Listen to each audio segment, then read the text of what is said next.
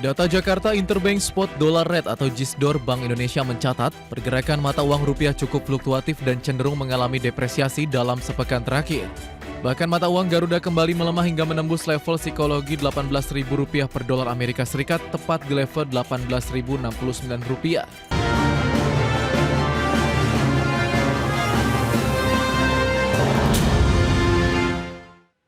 Ya, pemirsa, mata uang Garuda kembali mengalami tekanan dalam sepekan terakhir dan tembus di atas Rp18.000 per dolar Amerika Serikat. Di sisi lain, pemerintah tetap optimis fundamental ekonomi nasional masih solid dengan sejumlah indikator utama yang tetap terjaga. Data Jakarta Interbank Spot Dollar Rate atau JISDOR Bank Indonesia mencatat, pergerakan mata uang rupiah cukup fluktuatif dan cenderung mengalami depresiasi dalam sepekan terakhir. Bahkan mata uang Garuda kembali melemah hingga menembus level psikologi Rp18.000 per dolar Amerika Serikat, tepat di level Rp18.069. Di sisi lain, konflik global semakin memanas seperti perang Rusia dan Ukraina, serta Iran melawan Amerika Serikat dan Israel. Apalagi Presiden Amerika Serikat Donald Trump kembali melontarkan mengancam akan menghancurkan Iran jika negara para mullah tersebut berani mencoba membunuhnya. Trump menegaskan pasukan Amerika telah menyiagakan 1.000 rudal dan siap meluncurkan ribuan rudal tambahan ke Iran. Sementara itu, pemerintah hingga kini masih optimis kondisi perekonomian Indonesia masih kuat dan solid. Hal ini seiring dengan prediksi sejumlah lembaga internasional seperti World Bank, IMF, dan OECD yang menyebutkan pertumbuhan ekonomi masih di kisaran 5%. Dari berbagai lembaga, baik itu World Bank, IMF, maupun OECD, pertumbuhan ekonomi kita masih dalam range sekitar 5%. Jadi relatif semua menilai perekonomian kita relatif aman dan solid. Airlangga menambahkan, pemerintah juga tengah menyiapkan sejumlah insentif untuk menjaga daya saing industri nasional, salah satunya berupa pembebasan bea masuk impor bahan baku plastik yang saat ini tengah difinalisasi melalui peraturan Menteri Keuangan. Kemudian memberikan tarif bea masuk 0% untuk impor LPG sebagai bahan baku industri petrokimia selama 6 bulan. Berbagai sumber IDX Channel. Ya, pemirsa, untuk membahas tema kita kali ini, rupiah tembus 18.000 per dolar Amerika Serikat, peluang atau ancaman. Kita sudah tersambung melalui Zoom bersama dengan Bapak Abdul Sobur, Ketua Umum Himpunan Industri Mebel dan Kerajinan Indonesia HIMKI. Kemudian juga Bapak Ibrahim Aswabi, pengamat ekonomi, mata uang dan juga komoditas. Langsung saja kita sapa ini. Halo, Pak Abdul Sobur, apa kabar Pak? Kabar baik, Mas Pras. Salam sehat selalu. Salam sehat juga, terima kasih atas waktu yang disempatkan. Pak Ibrahim, apa kabar Pak? Baik, Pak Setio. Baik, terima kasih juga atas waktu yang disempatkan. Pak Ibrahim, langsung saja kita review dari pergerakan nilai tukar rupiah sepekan kemarin, tekanan cukup kuat begitu sehingga membuat mata uang Garuda kembali lagi depresiasi nih di atas Rp18.000. Apa yang menjadi triggernya begitu Pak? Ya, terima kasih Mas. Jadi rupiah kemarin sempat melemah cukup tajam, bahkan di 114 poin. Itu adalah level pelemahan cukup luar biasa. Salah satu penyebabnya adalah terjadinya konstelasi politik yang memanas kembali di Timur Tengah, terutama pasca Iran sedang bergabung ya istilahnya itu untuk memakamkan ya pemimpin Ayatollah Khamenei. Bersama dengan itu kemudian terjadi perang ya antara Iran dan Amerika ke wilayah-wilayah strategis, terutama adalah di pinggiran-pinggiran Strait Hormuz. Kemudian Iran pun juga melakukan penyerangan kembali. Nah, kemudian ada informasi bahwa nota kesepahaman antara Amerika dan Iran dibatalkan.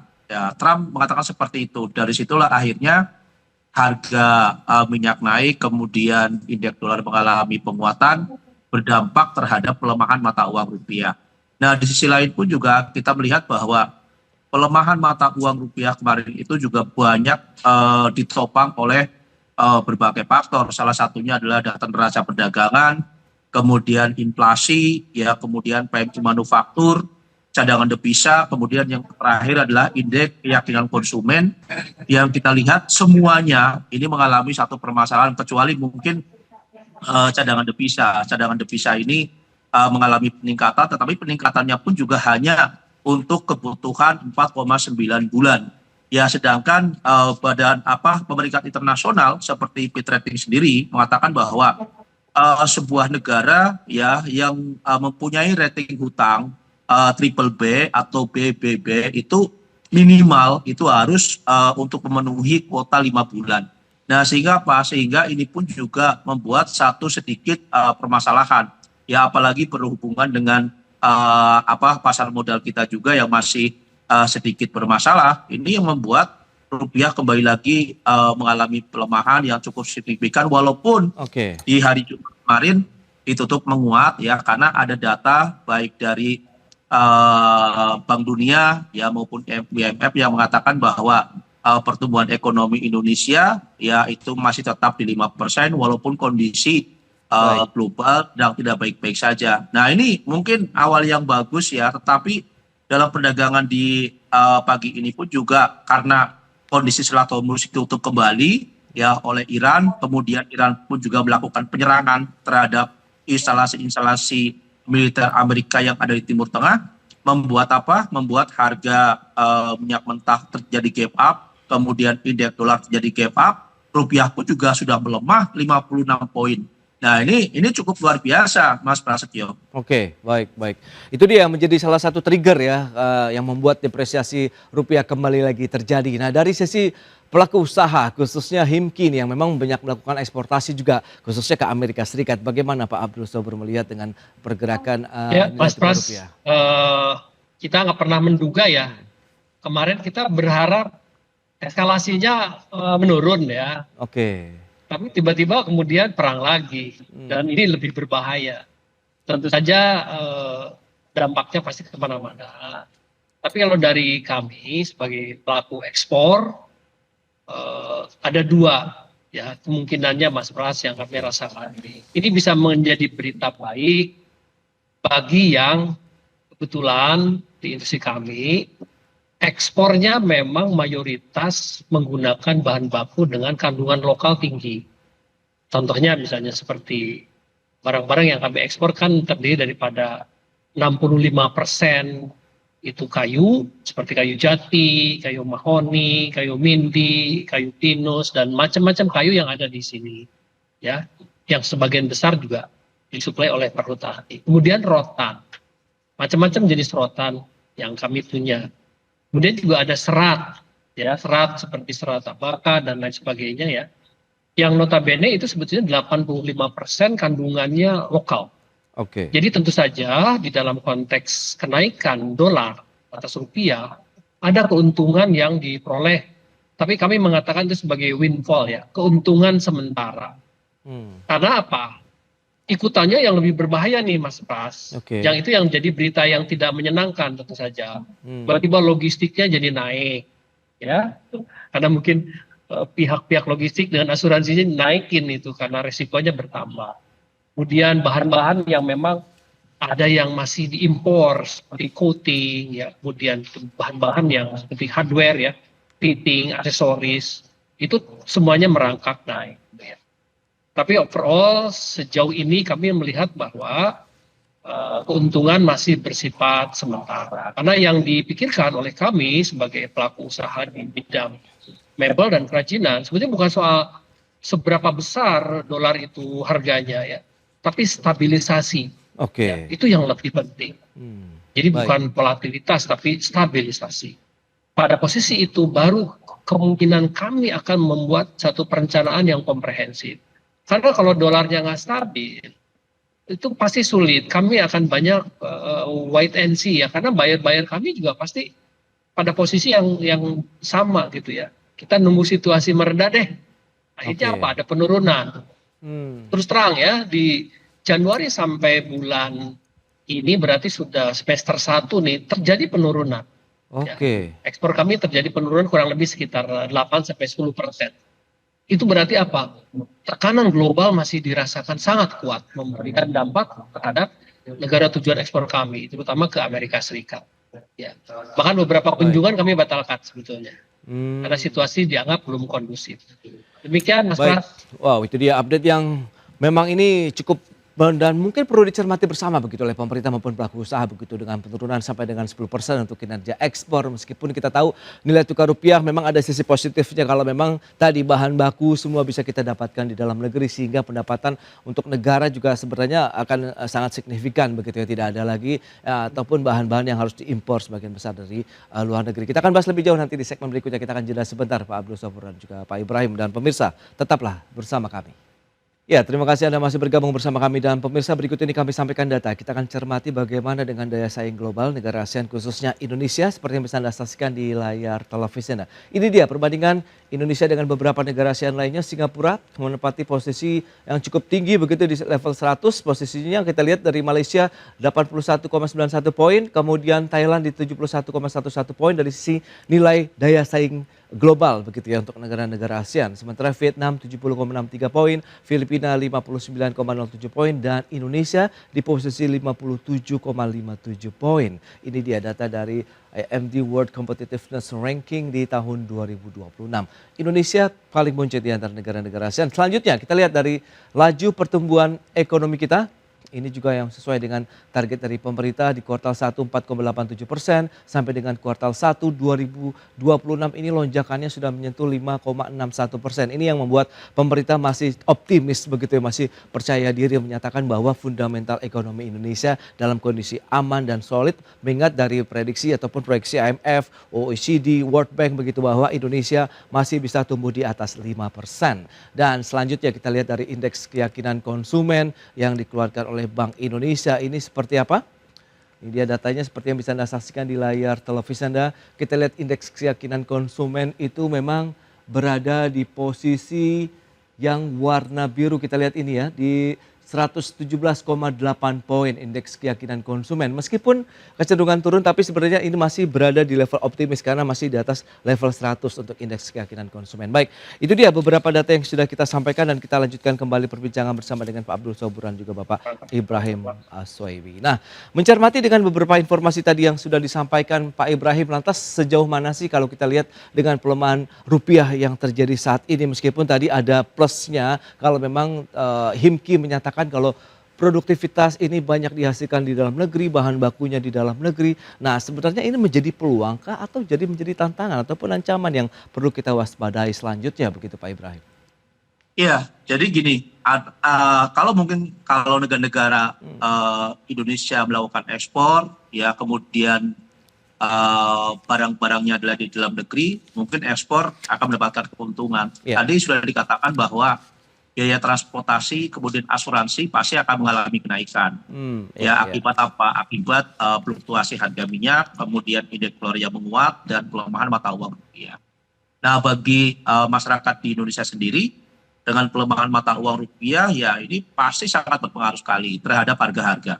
Ya, kita lihat bahwa masyarakat di bawah dengan harga rupiah sudah di atas 18.000, ini harga pun juga sudah mengalami kenaikan. Terutama adalah makanan siap saji yang kenaikannya hampir 20%. Ya, kemudian kita lihatin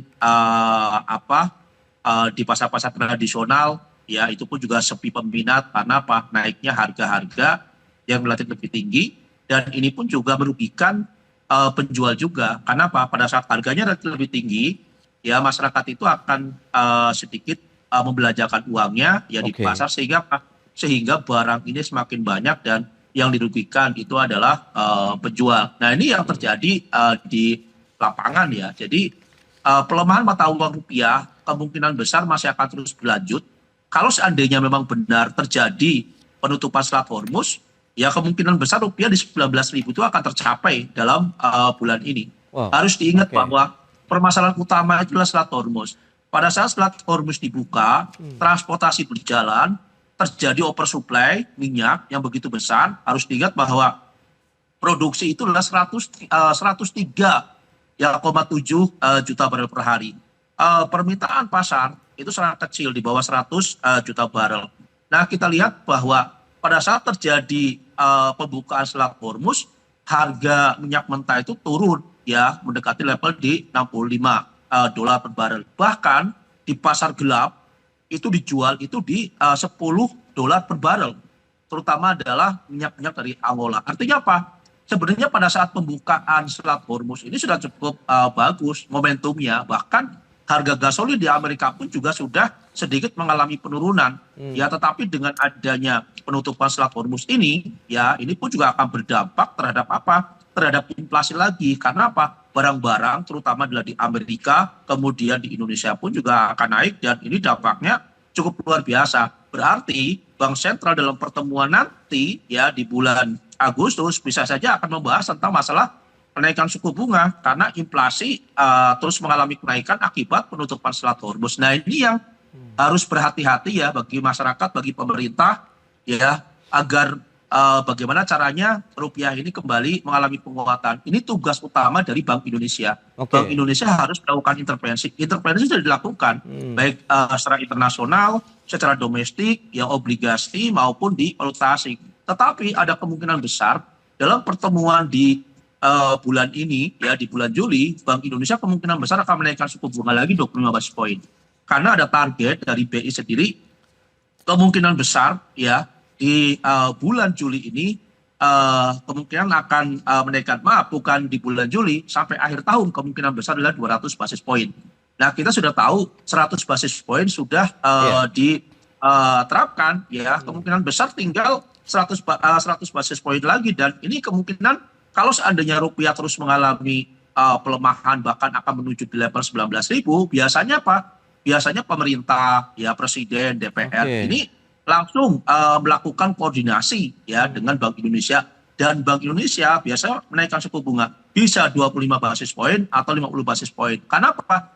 Hanya cara itu yang dilakukan oleh Bank Indonesia untuk melakukan apa? Melakukan intervensi di pasar.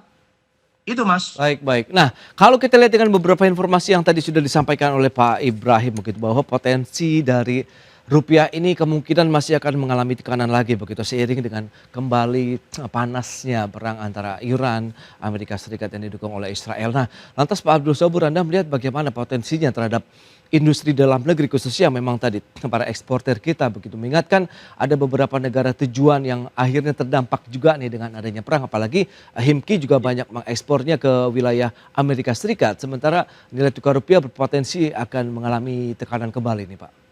Iya, jadi kalau kita lebih spesifik berbicara mengenai industri manufaktur dan secara komprehensif kita melihat sebetulnya bukan persoalan di kurs ya Mas Pras.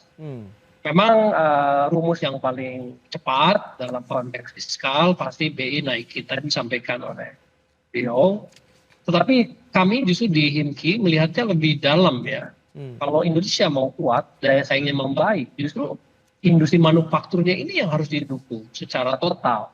Sehingga apa? Volumenya kita naik. Volume ekspor kita naik, tumbuh. Seperti kami misalnya ya, di Maple sendiri punya rencana untuk naikin di angka 6 miliar dolar. Berarti yang tadi disampaikan Mas Ros sekarang kurang lebih baru nyampe kurang lebih sekitar 1 miliar dolar kan baru di 20% itu artinya kan Mas Ros. Masih terlalu kecil. Dalam pengertian kami, kalau industri kita membaik, menguat, ekosistemnya diperbaiki, saya pernah menyampaikan di dalam beberapa forum ya bahwa negara kalau ingin mengambil satu keuntungan dalam bentuk pajak dari masyarakat seperti kami, ibaratnya itu seperti pohon mangga. Mari kita tanam, kita rawat sama-sama dengan baik. Nanti buahnya kita sama-sama nikmati. Jadi artinya sekarang momentumnya pas banget nih, Mas Pras. Kalau pemerintah mau mendukung manufaktur seperti kami yang padat karya, jadi bukan soal berapa dolar dan sebagainya, harganya berapa, tapi ekosistem ini sebetulnya mampu menampung 2 juta lapangan kerja. Bayangin kalau kita naikin di 6 miliar dolar gitu ya, dari 3, sekian. Berarti kurang lebih sekitar 4 juta lapangan kerja yang terserap di sini. Itu pasti. Jadi concern kami di situ. Kita ingin pemerintah cepat ya membuat stabilisasi di kurs supaya kami mempunyai satu perencanaan yang lebih komprehensif dan langgeng. Bukan temporary, sekarang kan jadi temporary. Karena fluktuasi ini menghambat dari berbagai aspek. Kira-kira begitu. Baik, itu dia. Lantas apa yang perlu dilakukan oleh pemerintah begitu? Mengingat rupiah masih akan mengalami tekanan sementara ada wacana kalau memang sudah disampaikan begitu Pak Ibrahim, kalau memang ada potensi kenaikan dari suku bunga acuan ini sebagai langkah dari Bank Sentral ya untuk menjaga nilai tukar rupiah, kita akan bahas nanti di segmen berikutnya. Kita akan jeda kembali sebentar Pak Abdul Sabur dan juga Pak Ibrahim, dan pemirsa kami akan segera kembali usai pariwara berikut ini. Ya, Anda masih bersama kami dalam Market Review. Kita lanjutkan kembali perbincangan bersama dengan Bapak Abdul Sabur, Ketua Umum HIMKI. Kemudian juga ada Bapak Ibrahim Aswaibi, pengamat ekonomi, mata uang, dan juga komoditas. Nah, Pak Ibrahim, kalau memang Anda memproyeksikan begitu bahwa ya intervensi yang dilakukan Bank Sentral begitu nantinya akan kembali lagi menaikkan suku bunga acuan. Nah, ini menarik untuk dicermati seberapa besar nanti dampaknya terhadap industri nasional dengan suku bunga yang naik, kemudian dengan nilai tukar rupiah yang juga masih mengalami tekanan begitu, Pak. Ya. Halo Mas Pras, jadi gini Mas Pras, kenapa saya katakan Bank Indonesia ini harus menaikkan suku bunga kembali ya dalam pertemuan di bulan Juli ini ya, karena kita melihat banyak sekali data yang kemarin dirilis di awal bulan ini mengalami satu masalah, kayak seperti neraca perdagangan itu pun mengalami defisit ya di 1,61 miliar US dollar, yang di bulan April itu surplus 90 juta. Dolar Amerika. Kemudian inflasi pun juga mengalami kenaikan dari bulan Mei di 3,08 ya menjadi 3,34%. Kemudian yang paling parah itu adalah PMI manufaktur. Ya, dari bulan Mei itu di 50,1 ya menjadi 46,9. Ini kontraksinya cukup tajam. Ya, ini yang lagi saya amatin. Kemudian cadangan devisa walaupun kemarin mengalami kenaikan di bulan Juni di 145,6 ya miliar US dollar, yang sebelumnya di Mei di 144,9 miliar ya, tetapi yang tadi saya katakan bahwa itu hanya untuk kecukupan di 4,9 bulan. Sedangkan peringkat internasional ya itu mewajibkan semua negara yang mempunyai rating triple B, BBB itu wajib minimal itu adalah 50 bulan. 5 bulan, itu 5 bulan. Nah, apalagi yang tadi saya katakan bahwa indeks keyakinan konsumen ya ini pun juga mengalami penurunan di bulan Januari itu di 127. Kemudian mengalami penurunan menjadi 117,8. Ya, artinya apa? Penurunannya cukup tajam. Nah, sehingga ini akan berdampak terhadap perekonomian secara global, terutama dalam mata uang rupiah.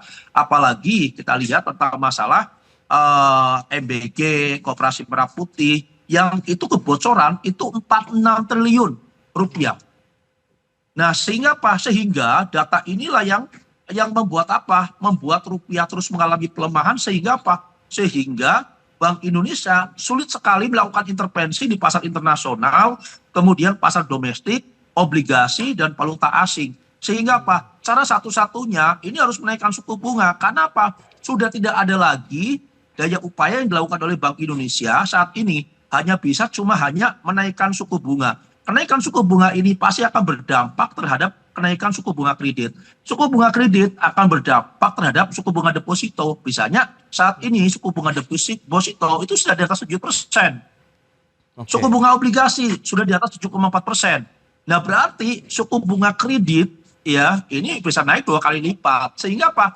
Ini akan membuat apa? Membuat perlambatan ekonomi, ya kemudian proyek-proyek semua berhenti. Ya karena apa? Karena suku bunga terlalu tinggi pun juga sangat berbahaya bagi pengusaha. Tetapi bagi Bank Indonesia untuk menstabilkan mata uang rupiah ini wajib dilakukan. Baik. Itu Mas Pras. Oke. Nah itu dia. Lantas kalau kita cermati dengan data-data yang sudah disampaikan, kemudian dengan analisis yang sudah diberikan oleh Pak Ibrahim, strategi dari pelaku usaha, khususnya HIMKI sendiri bagaimana untuk menyikapi sisa terakhir di tahun 2026 ini dengan fluktuasi nilai tukar rupiah, tekanan global yang masih terjadi juga nih, dan apalagi ditambah dengan pangsa pasar domestik sendiri nih Pak Abdul Sabur. Iya, kita nggak bisa mengendalikan global ya Mas Pras. Yang kita bisa kendalikan justru adalah di internal kita. Dalam konteks ini berarti regulasi-regulasi yang mendukung pertumbuhan industri. Tadi dijelaskan oleh Pak Ibrahim ya, memang betul sekali itu. PMI manufaktur itu drop. Artinya apa? Daya tahan industri kita tidak sekuat yang kita bayangkan. Apalagi dibanding dengan Vietnam ya, atau China, atau bahkan Malaysia sekali. Di situ pemerintah justru punya ruang betul-betul ya pas untuk memberikan dukungan kepada kita. Misalnya ya, salah satu akses yang paling mungkin, subsidi bunga murah, agar kami mempunyai akses kepada pembiayaan murah. Itu bisa dilakukan.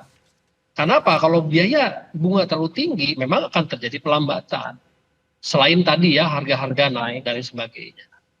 Ya, pendek kata kalau kita mau mengatakan secara umum, memang perbaikan daya saing itu kuncinya. Elemen-elemennya salah satunya kan bunga bank yang harus turun.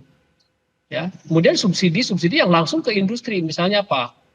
Pembelian peralatan atau teknologi tepat guna yang signifikan untuk mendukung pertumbuhan. Dalam hal ini berarti kan ada produktivitas dan efisiensi yang dibangun. Oke. Kalau nggak seperti itu, kita makin terpuruk justru, ya. Karena kita lihat deindustrialisasinya kan sudah terus menurun sudah sejak lama sebetulnya.